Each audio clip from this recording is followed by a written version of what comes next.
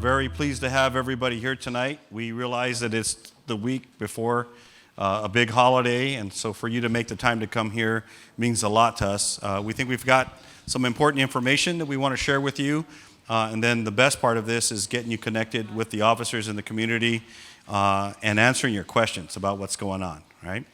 So to kick things off, I want to go ahead and get some introductions going. I'll start with our elected officials in the room.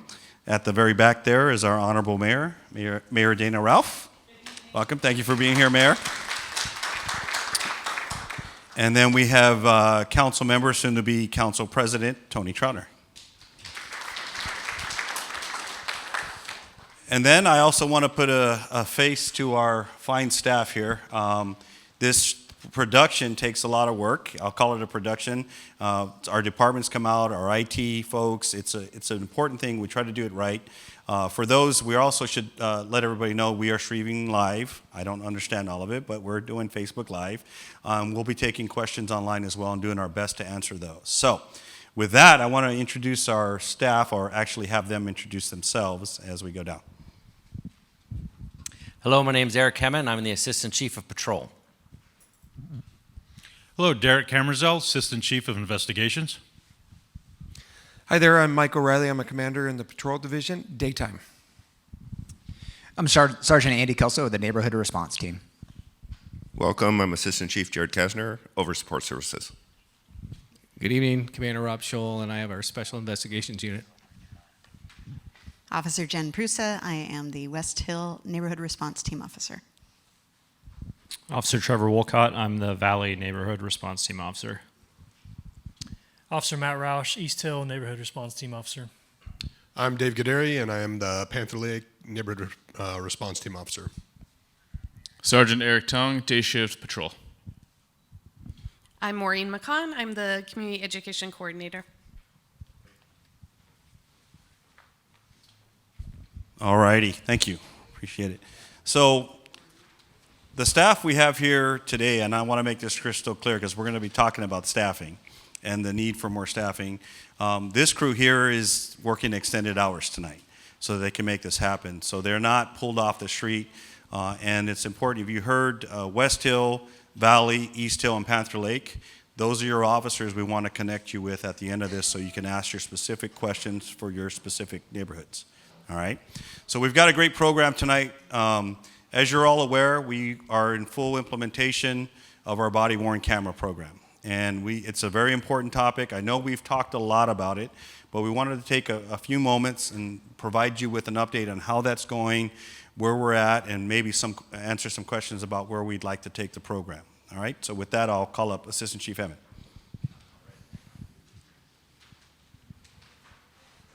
I thought he was going to give me a little bit more time, but I guess not. So I just wanted to give a quick update on the body-worn cameras. Back in September at our community meeting, I kind of went over the whole camera program. In September 20th, we were able to get all the cameras in, and we have all of the patrol division was trained up on the cameras.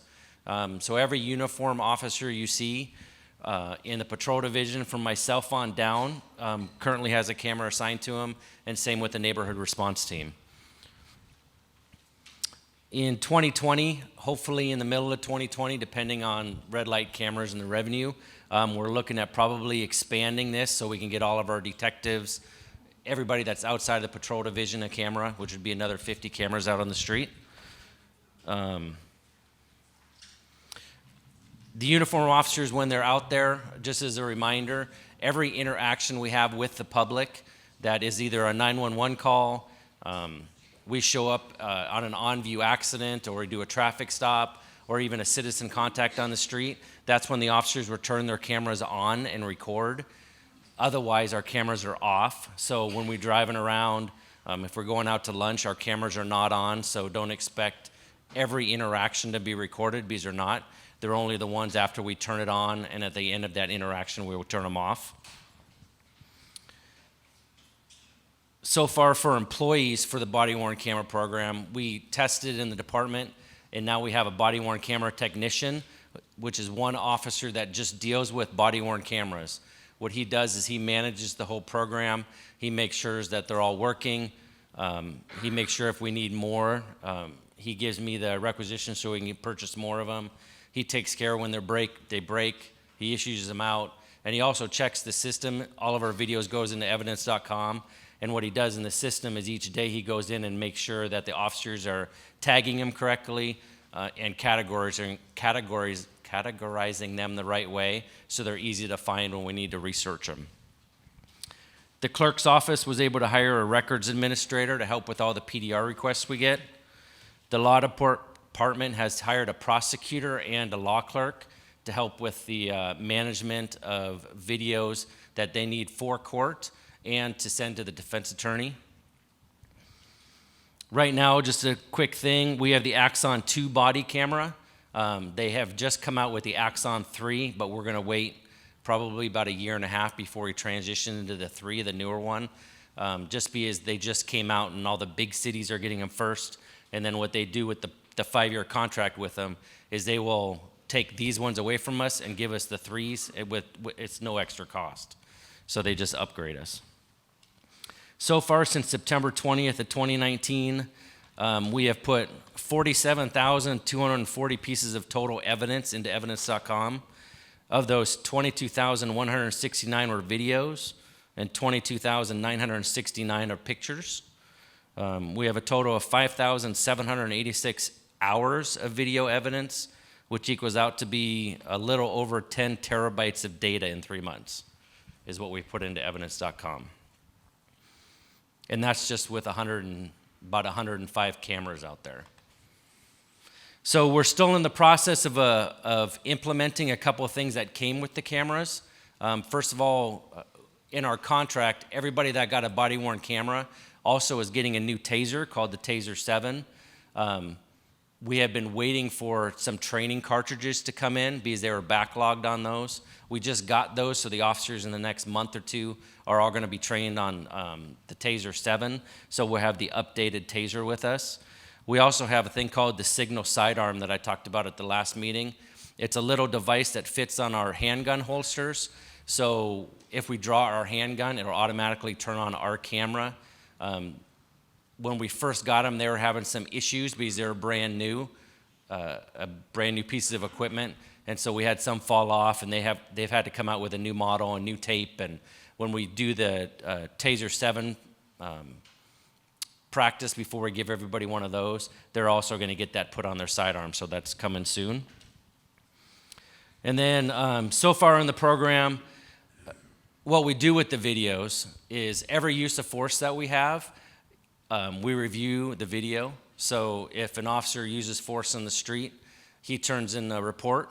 The sergeant then looks at the video to verify what he has in his report is the same as what he sees on the video. And then it goes up to the commander who does the same, and then it comes up to me and I do the same, and then it goes to the chief. So we're using these videos so we can really see what our officers are doing on the street with uses of force. And then we have 3 different supervisors that reviews it to make sure it's within our policy.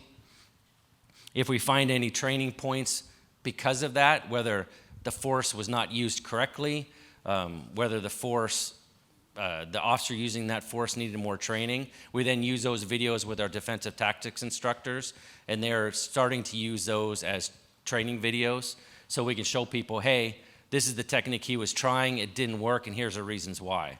So it's going to help us with training. Complaints, it's nice having these on the street now because everybody that calls in a complaint, we were able to watch the video and then talk to the reporting party with the complaint, and then we can compare the two. And it gives us the option to invite that person come in, sit down with us, we can watch the video together to verify that their complaint is actually what we see on the computer. Because we've had at least 2 that I know of the complaint that I received is different than what I watched on video. And so that really helps the department. And then finally, just a reminder about the videos. These videos do not record everything, and people need to remember that. Because when I'm looking over here, the video doesn't pick any of that up, right? Because my video is just aimed this way. Same with traffic stops, depending on, most officers have it here, maybe a little lower and some up higher. if we do a traffic stop on a truck, it's going to catch the audio, but it's not going to catch any of the video. So that's just a reminder that not everything that we do on the street is going to be videotaped, even though our cameras are on. And that is all I had on an update for the body-worn cameras. Wow, you got off easy. All right, thank you. Okay, let me queue up a slideshow here for our next part of the discussion, which is our staffing. I want to touch on finishing up on the body cameras. As a reminder, the red light cameras are the one where the money's coming from to pay for the body-worn cameras. I had a question posed earlier regarding how we're enforcing that, and I'll repeat this. We are not giving chippy tickets, red light camera tickets. If you stop at the intersection, even if it's a little over the line, but you make a good faith effort to stop, you're not getting a ticket. There are some things we learned. There's some misnomers out there. Number one, every intersection that has a white line, that's where you're supposed to stop behind. If you cross that, technically you're violating the law. Again, we're not hitting everybody as long as you make a good faith effort and come to a stop. Number two, there's this thing called California stops where you make a right turn on red. That does not exist. I don't know where that came from. A red light is a red light is a red light. Even if you're making a right turn, you need to come to a complete stop and then make your right turn. Okay? So those are some, we're talking to the judges and the attorneys, and those are some common issues that we're seeing people believe. They actually write on the ticket, basically reason for mitigation to the court saying it was a right turn. Well, I want to clarify. You have to stop on a red light for a right turn and then go. All right? Yes. One of the things that I've been seeing a lot on social media and being emailed about is that when we install the red light cameras, we change the length of the yellow light, or we change the timing.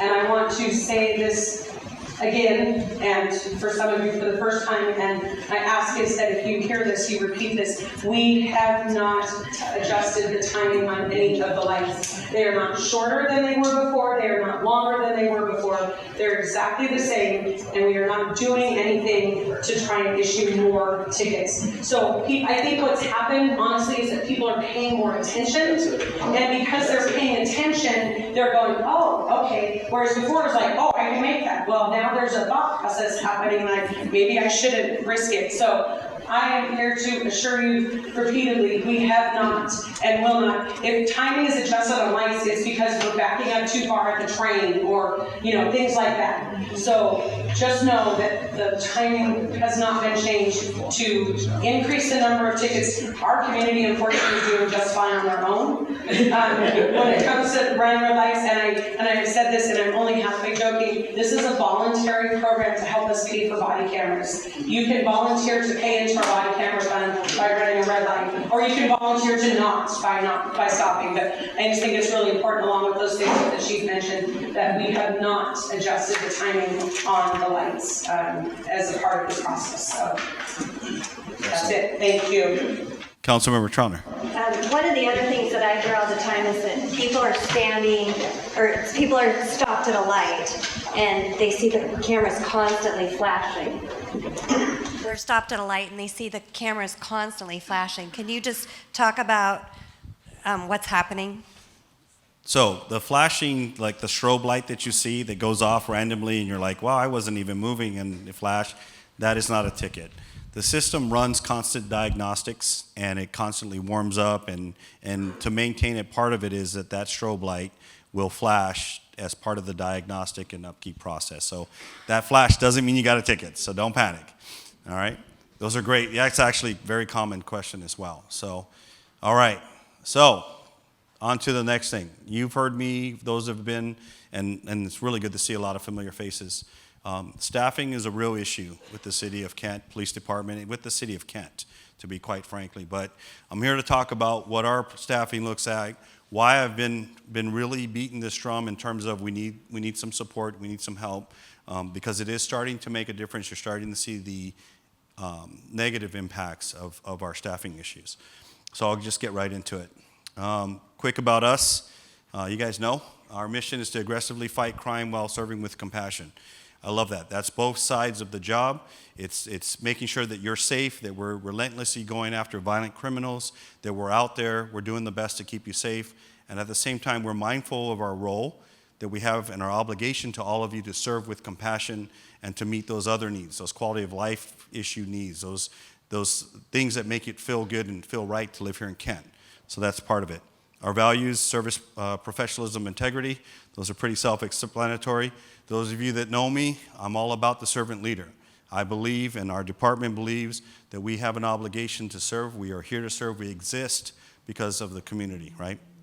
And our vision, we want to be a department that provides the highest level of service and that we improve the quality of life for everybody in our city. So those are some of the things that we're about. And I always say this, we are about people first. Some things going on with our staffing. We've worked really hard this past year. So coming into this year, we were double digits, somewhere close to over 20 officer positions unfilled of the allotted positions that we have. Now, when you look at that and you say, okay, we're already very lean in terms of the numbers of officers we already have, and then we're short another 20, that's pretty devastating. What that looks like is mandatory overtime shifts for a lot of officers. What that looks like is a lot of extended times and delays for calls service. What that looks like is we're not able to provide the service that we should be providing. So we worked really hard. We doubled down on our recruiting, and we were able to backfill a lot of our positions. We are currently 5 positions down. We just had 2 retirements. We got to 3, and now we're back to 5, and that's a moving target. The commitment, our efforts will be to be caught up at some point, probably by second quarter of next year. But things happen, retirements and whatnot. We were able to plus up our patrol units for response times. We ran with 2 K-9 units for the longest time, and we always have had 4. So we had 2 during the day, 2 at night. We were able to backfill both, and we now run with 4 K-9 units in the city. Okay, that's huge for a lot of reasons. We plussed up our bike unit by another, I believe it's 3 and soon to be 4 bicycle officers. Remember, our bike unit was taken and moved to just do exclusive homeless outreach, right? Providing services, helping get them where they need to be, and then doing the camp cleanups full time. So now we have additional staffing. You should start to see more presence on the streets, particularly in our downtown core. Okay, we've been missing that for a couple years because we had to reallocate and reprioritize our staffing. So that's coming up, and we were able to plus up another 3 detectives. At the start of this year, and I don't know what our end of the year numbers are going to be, but our felony cases were up 60% right around the second quarter of this year. That's a growth pace that we've not seen in a long, long time. So we are able to add some units there. So we are making the improvements with the resources we have. This is our simplified org chart. In 2020, we'll get an additional 5 positions. Thank you very much, Mayor, City Council. Very supportive. That'll put us at 165 sworn officers allotted with 54 civilian positions. So remember, it takes a small army of personnel in our records, evidence, forensics, administrative staff to help support the uniform operations that are going on and detectives. And we have a 100-space jail that is run full-time by a complete correction staff down there. 2019, we're not done yet. We will break, I'm almost confident of it, because we'd have to have a significant dip this last month. We are going to break 99,000 calls for service. That is a record, and that is far and away more than anyone else in South King County. So how do we compare regionally? We'll take a look at some stats here. Officers per 1,000. Of our comparable cities there. Seattle's thrown in because it's regionally close, and I just want to, it's a great illustration of the differences here. So Seattle's at 1.9 with 1,405 officers. You can see there, Everett's 1.87. Now Everett looks and is about very close to the same size of Kent. If you look, we have 160, about to be 165. They have 206 officers today. Okay? Auburn is there. If you start looking towards the South King County, you're going to see a trend. The per capita staffing in the South King County area is lower than most of the rest of the county. So Auburn's 1.5, Tacoma, I got that backwards, Tacoma is 1.68, Federal Way, Bellevue, Renton, and then us. Renton and us are pretty close at the bottom. Renton has a smaller population than we do, but they're a busy city as well. Renton does a great job. Chief Van Bailey, they're a phenomenal police department, but I'll just show you, in the last year, Renton's had 3 officer-involved shootings. The 10 years prior to that, they had 0. Okay? So you can kind of see where the impacts are going when your department has to be more in catch-up mode with calls for service than out there being preventative and being present. And that's the big deal. So if you took 1.9, the Seattle, and you overlaid it with the Kent population, our staffing today would be somewhere in the ballpark of 400 or 245 officers today. That's how different the ratio is here. And we have every bit of every problem in a different scale than Seattle does. Absolutely we do. So what does the workload look like? If you look at, the categories of crimes that come into the 911 dispatch center start at the top with priority 1. Priority 1 are your emergency calls. These are your shootings, your homicides, your in-progress robberies, violent crimes, violent domestics. Those are priority 1 calls. They take a minimum of 2 officers and sometimes several officers to handle, okay? If you look here, Kent is at the very top in terms of our officers handle more emergency calls than any of our comparables. And it's not even close as you go down the list, right? Everett, remember Everett had 206 officers. Look at their call load. So this is, when we talk about there's a significant need and there's a disparity, we're not exaggerating. The numbers are crystal clear, okay? So we have the highest workload and we're at the bottom of staffing.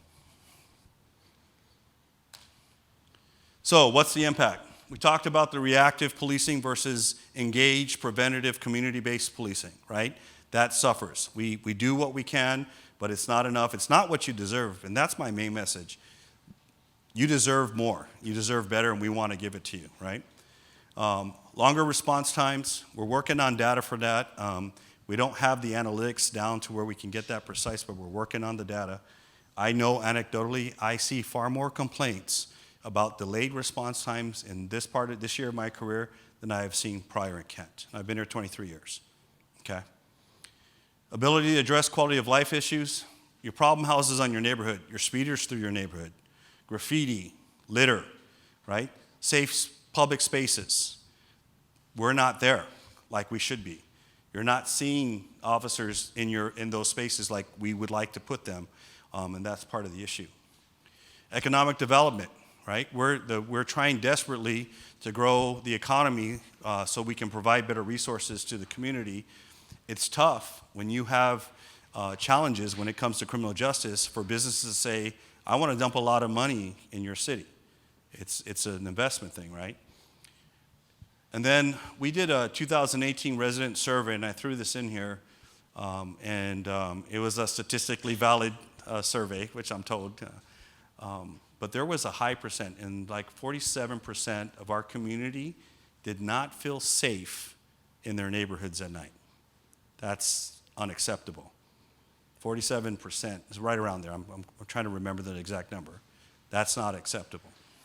So there's some of the impacts. And that's not even to mention the impacts on our officers, right? We talked about those. So what are you not getting? You know, the best practice right now in this region is we should have a mental health crisis response team. How many of you see people in crisis on the street every day in your city? And wouldn't it be nice if we actually had resources that we could deploy and say, go help this person, right? We have to prioritize where we can help and how we can help, and we don't have that. I want to have a mental health professional, a caseworker, a navigator that help get people the resources, and officers assigned in a team that all they do is go out and help people that are in crisis, including our jail, which population for our mental health in our jail is over 50%. That's a lot. Right now, we do what we can. We get them in ambulances. We do outreach, but it's not effective, right? We could use that. We should have a crime reduction unit. We have crime that breaks out every now and then that we have to react to. So we remember thinking back recently on the East Hill, Springwood Park. We had some shootings go on there. In order for us to get the resources and dedicate the patrols there, I had to pull from other parts of the city because I don't have a team that just deals with those type of problems. You should have park patrols. You should have additional bike units.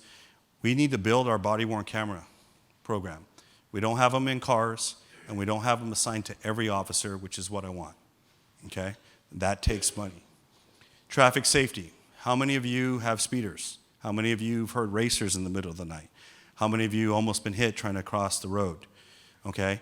We are not in a position to do a lot more than respond to collisions and do a minimum level of traffic enforcement, and we need to do more. Okay? Timely homeless camp cleanup, graffiti cleanup, and litter cleanup. We want to double our work crews. Our lobby.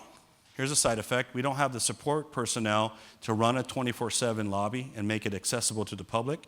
So we've got office hours. We've got banking hours in the police lobby. I don't think that's acceptable, but it was a priority of resources. We had to make that decision, okay? And then community engagement. When your officers are running lights and siren everywhere, they're not stopping by to say hello. They're not stopping by the school to say, how are you doing? They're not going to community events. They're just not, because they don't have the time, okay? And I don't think that's acceptable either. So, I want to make this a very clear statement. This is not the result of a lack of support from our council or from the mayor. I will be the first to tell you, and we've looked at it hard, we've squeezed about every dollar we possibly can to afford, quite honestly, more cops than we probably should allot for the budget. And there's a lot of misnomers about where your money goes for taxes, so we put up some data, okay? If you came into this meeting believing that the city gets the bulk of your real estate taxes, your property taxes, that's not true. We take a look here at the graph, you know, almost 41% goes to schools, Kent schools. A little close to 18% goes to Washington School Fund. And there's us at number 3, 11.4 cents per dollar goes to the city. If you look a little further down at all these other things, they get almost as much as the pie. King County, Special Purpose Districts, Regional Fire Authority, Emergency Medical Service in Port of Seattle. My message isn't that those aren't legitimate needs. My message is, with our piece of the taxes, the city doesn't just do police work, right? It's roads, it's infrastructure, it's permitting, it's parks, it's, you name it, it's this facility. And our piece of the tax dollars that come in is actually a lot smaller than I think most people realize. We have the same disparity here when you look at sales tax revenue, and the same when it comes to the distribution of levy dollars, okay? So we are not getting a huge amount of the taxes that you're putting in to the community. That's just a reality. So how can you help? Well, continue doing what you're doing. I know I'm preaching to the choir, right? You are the faithful, the following, and I really appreciate that. But tell your neighbors, tell your friends, let them know. If they have questions, have them call me, right? So stay connected. Social media is the way that we communicate predominantly, but also check out our website and whatnot. If you're a business, make sure you have trespass agreements with us so we can get there and help you at night. Call 911. We've hammered that message time and time again. If we don't know about it, we don't react to it. We use data to drive our resources, and if you don't call, it doesn't become part of our information, okay? We're going to talk at the end here, get to know your neighborhood response team officer. They are our frontline people. They're very good. They're handpicked for what they do, and they are your problem solvers. If you've got a problem, they will help you fix it, okay? And then if you don't get what you need, email me, and I'll put my email and my phone number here on the next slide. Want you to remain engaged. Make sure you're being heard. Make sure you're paying attention to elections and what's going on. And I would add, make sure you're looking at the regional elections, particularly as they impact King County criminal justice. There's a lot of things going on, and voters need to be aware, so be informed there. And then more of on a regional state level, you know, I'm an advocate for supporting body-worn cameras at a statewide, and I think the state has a role to play there. Believe it or not, Kent is either the 4th or 5th department in the entire state that has body-worn cameras, okay? The mayor had great leadership and vision on this. Our community spoke very loud to us. They wanted to see it for transparency and accountability, and we made it happen. It's extremely expensive. And I don't think it should be that hard for law enforcement agencies to get body-worn cameras. Okay, so it really is. Public disclosure laws, they crush us. If they do, there's got to be a way to be transparent but not have it be a floodgate of requests and money. So I support their mental health. I read a statistic that put us dead last out of 50 states in per capita spending for mental health. We are one of the wealthiest states, yet we spend near the bottom, if not the bottom, in the nation. How does that work? And then, shameless plug, if you get the opportunity, be informed. We'd appreciate any kind of support in terms of getting us funding for more officers. Okay? And we've made this no mystery. I'm going to say it. The intent is to go out, and we will have an ask in 2020 towards the end. And we will be looking to put together a plan, present that plan to the community, and ask for support and a mechanism and a pathway for getting more officers in Kent. So that's still being worked out, but know that that's coming for sure. So with that, take a picture of that slide if you don't already have my contact information, because we will get back to you as soon as we can on all of these. So that's the presentation on staffing. I didn't mean it to be a big Debbie Downer, but it's the reality of what's going on. So questions on that? It's coming with the microphone. What reasons do you attribute the 60% increase in felonies in Kent? And I don't know that there will be the end of the year numbers, but they're definitely up from last year. I think our focus, one, when you fill those 20 vacant positions, more cops means more cases. So I know that's part of it. I also think that we have looked to maximize our relationship with the people in that building right there, actually, the RJC, and we've pushed back really hard on filing felonies that aren't necessarily within the guidelines, because again, we think we need to get justice for our community. If you didn't know, in King County right now, the prosecutor's office is not charging anything less than 2 grams. 2 grams or less, right? And I hear 3 back there, it's debatable. I hear a different number all the time. So what that means is you can have 3 grams of whatever drug you want right now, and technically there will be no accountability for that. So we looked at that. We looked at some of our vehicle crimes. We've been very aggressive there. Plussing up 3 detectives is going to help, and 2 that we moved over recently and selected for the team are very aggressive. And then let's just face it, we've grown immensely in our community, and we're starting to see that come around. I believe in criminal justice, when you don't take care of the little things, you get more of the big bad things. And I think we're starting to see that as well. So thank you for the question. Gwen, you don't need it? First of all, I want to say thank you for having this meeting, and thank you to all of the officers, those of you who risk your lives for our safety every day. We really appreciate that. I'm a business owner up on East Hill, and I think a lot of people might know that, but I'm a very concerned business owner with regards to what our city looks like. And when I say our city, I mean our entire city, not just one section, but everywhere in the city of Kent, if possible. I've been noticing in the last maybe 2 years that there is so much, excuse my expression, mess up on East Hill. And I can only speak for East Hill because that's where I live, that's where I do business. But I'm really concerned that it's just getting out of control.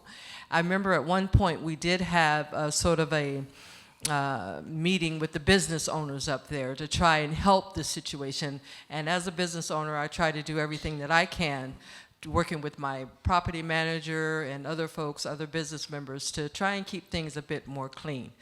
There was a time when I believed that in all of our getting things done in the city, that code enforcement was passed along to the police department. So I don't know where that stands right now. I would like to know more of what's going on with that. And I would also like to know, how do you handle everybody, I hope, maybe everybody may not have seen this, but I'm just going to call a name because I can't stand it any longer. It's getting on my nerves, to tell you the truth. But up by Rite Aid, on the corner of 256th and 104th, every time I pass by there and I see this mass of garbage left behind, whoever felt like they wanted to be on that corner that day or that week or that month or whatever, and I end up calling Rite Aid and I ask them, whose concern is this to get this trash picked up? Now, I know who's the real concern. It should be the person who put it there. However, we know that's not going to happen. It's been proven that folks make these messes, and then you don't know who to talk to get this stuff cleaned up. I don't want to become a bugaboo in anybody's business or anything going on in the city, but it's just unconscionable that we don't do anything about these people who are perpetrating these messes that we have to either think about, look at, or how can I stop my car in the middle of traffic and go help that situation? So along with all of the protecting that we're doing in the city and the safety and all that, we have got to make sure that our entire city is looking well and it looks inviting in every area of the city, not just downtown, not just parts of West Hill or parts of East Hill, but this entire city needs to look like what we purport it to be. Amen. Not going to hear disagreement from me. So thank you. To speak to that, one of the things, if you saw, we talked about not being able to take care of the quality of life issues like we want to. One of the things that I'm almost certain that we're going to ask for is the capacity to have another work crew supervisor come out so we can at least double our availability to come out and do litter and graffiti in addition to camps. If you didn't know, at any given time, there's 200 plus camps in Kent, okay? And they're not clean, right? I mean, if you ever see a homeless camp that's litter-free and all that, please let me know because I want to come see it. I have not seen it. And it creates a lot of issues. But because they're so inundated with that, they are weeks behind the list, and we have a very long list, and they work all the time to get it done. It takes that crew, so we use, if you don't know, we use our inmates at the jail. They're trustees, and while we are providing them services and medical and helping them rehab and restoring them back into the community, we also believe they should pay a service back to the community, work off their debt, so to speak. So the ones that reach a certain level of trust get designated as trustees, and we put them out and we work different groups. We are currently looking at how we use that team because we also do some great things like put work at the homeless cemetery. We help at the food banks. We use our inmates to help with that. Different events going on. We're having now to trim down where they go, and we're going to dedicate them more just to cleaning up Kent. So stick with that tagline, let's clean up Kent, because I think I hear that's what you're saying. So we want what you want, right? And trust me when I tell you this, when I was at the academy back in the 90s, early 90s, doing push-ups, preparing to be a cop, I never thought I'd be standing up talking about the police's role in cleaning up the litter, right? But it is, and we're willing to accept it. We just need the resources to do it, okay? So we're with you. Graffiti, it pains me to see graffiti out there, and we don't have the ability to quickly address it. It's, you're all familiar with the famous broken windows theories. This is exactly what we're talking about. So know that from the mayor on down, the mayor's made it very clear, we want to clean up our city and make it look the way we want it to live. So I'm with you. Thank you. I forgot to say, too, thank you to the officer. I had an incident with the breaking in the window and stuff, so thank you to the officer. The response was great, and everything made me feel a lot better. He sat there and waited for me, so I'm good. Thanks. Well, sorry you had the break-in. Richard. I guess I'm surprised that it's the responsibility of the police department to clean up a corner there. So my question is this a responsibility true of all police departments across King County? Great question. Let me back up a second because I didn't address the code enforcement, and thank you. So I'm going to commit right here at one of our upcoming community events, we are going to walk through our code enforcement process and what we are able to do and honestly what we can't do. Like with anything else in code enforcement, we're restricted to what the law authorizes, which isn't everything you think it does. and we are inundated. So the day we took that over, we were already 300 plus complaints down. The day that the police department took that. We've dwindled that list down. It's manageable. We're more real time. It did come to us, and the reason it came to the police department is we have a little better capacity to respond, and we bring a little leverage to the situation. And it lined up with the mayor's reformatting of how we do business.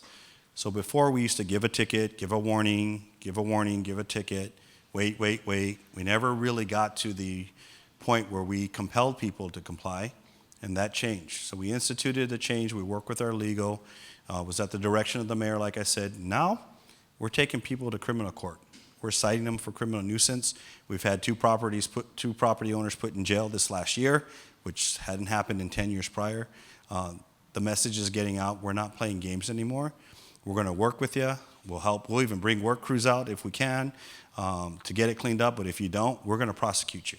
That's what's going on. So more to come on that. I think we owe it. If there's enough interest, I think there is, we should walk through how we do code enforcement. So we'll do that. And Richard, is it common in King County? I don't know. My sense is Kent takes it more on as ownership than a lot of agencies do. And that's because our mission is to serve with compassion. Our vision is to improve the quality of life. And if we live those things and those are true values, then we take on roles like cleaning up graffiti. That's what we're here for. So, good questions. Anything else? All righty. Hold on to that because we may be able to get to some more. AC cameras, though. Do we have question cards we want to maybe take on at this point? One?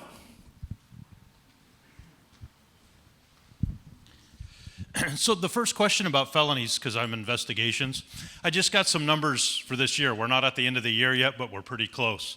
And I just want to put some stuff in perspective for you when you talk about that.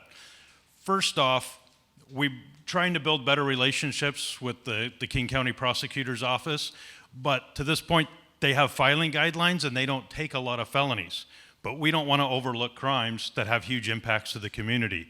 We've found workarounds. So there are some things that are felonies that we actually file as misdemeanors in our own court because we have control. The city has its own municipal court and we have our own jail. So sometimes things that are truly a felony level don't meet the King County prosecutor's guidelines, so we do them as misdemeanors. So they don't even count as felonies. But when we talk about referrals that come into my detectives, the 16 traditional detectives that I have that aren't undercover guys working narcotics and vice, but the detectives that are working crimes against persons and property crimes, they get referrals that come in of felony crimes. Last year, they got just about 1,000. This year, we're 2 weeks short of the year, but we're already over 1,400. So we're 400 referrals more than we were the year before. And you're like, okay, that's a relative number to you. You may not get it. Spread that over 16 detectives. And you're talking about not a quick case where you get it, you read it, you close it. We're talking about felony investigative cases. It's a tremendous amount of workload. Compile that with the cases are much more complex now. And they're more complex because there's been case laws that require more search warrants. So at a minimum, each case requires at least 2 search warrants to get through, where in the past maybe you did none. And some of them require up to 6, 7, 8 search warrants. A lot of this has to do with technology. The cases now involve cell phones, social media, and all these things that make it more complex. And then when you talk social media, a lot of those cases have 10,000 pages of stuff in social media that a detective has to go to. 2 of our recent cases, one had over 30,000 pages and one had over 40,000 pages. So you think of the man hours of that detective going through that, looking at all the stuff that's coming across these different social media things. It is a lot of work. The Me Too movement, there's been a huge increase in reporting of sexual assaults.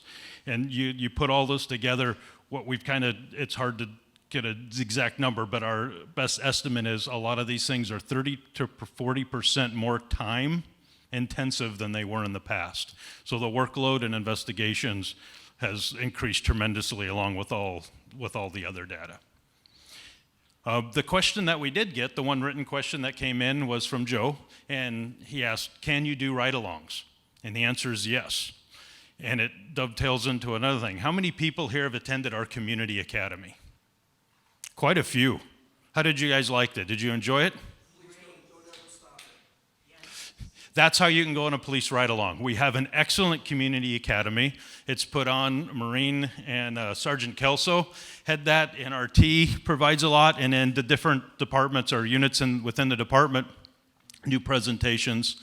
And at the end of it, you get to do a ride-along, as well as you get to do other training. You get to use our FATCH machine, which is a virtual trainer, where you go in and you have different tools and pistols that you use and react to scenes, and you can de-escalate and talk. It's an interactive video.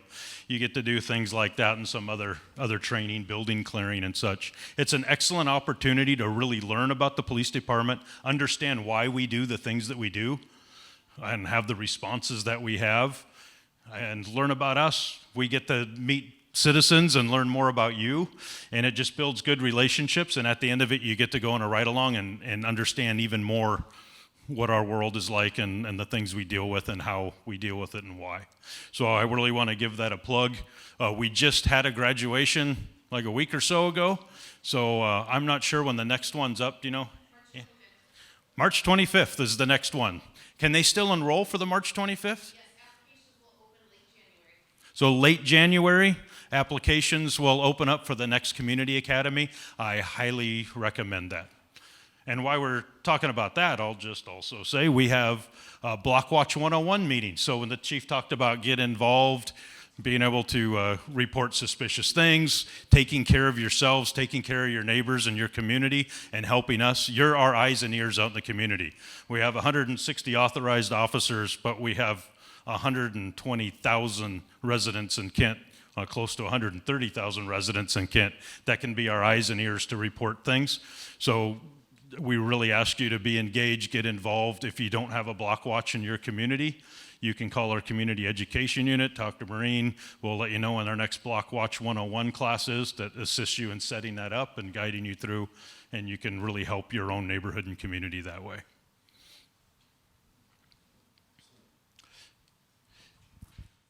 A couple of things I didn't mention, and I always want to mention this. We're hiring. So get us referrals. And Gwen, I'm surprised you didn't hit me up. We're doing okay in the diversity inclusion realm. Our diversity numbers in general are right around 17%, headed towards 18%, and we want to continue to grow that. It's important. It's difficult. It still continues to be very difficult to recruit and hire police officers of any ethnicity, and even more so in our diverse community. For lots of reasons we talked about, right? So we're hiring. Please refer good people to us or apply if that's what you want to do. So we're going to segue to what is our favorite part of the thing, where you get to interact with our officers from your neighborhood. So this is your opportunity to express your specific problems in your neighborhood, what you need help with. If you want to tell them they're doing a great job, you can do that too. But get in there and get the resources you need from the specific people that can help you.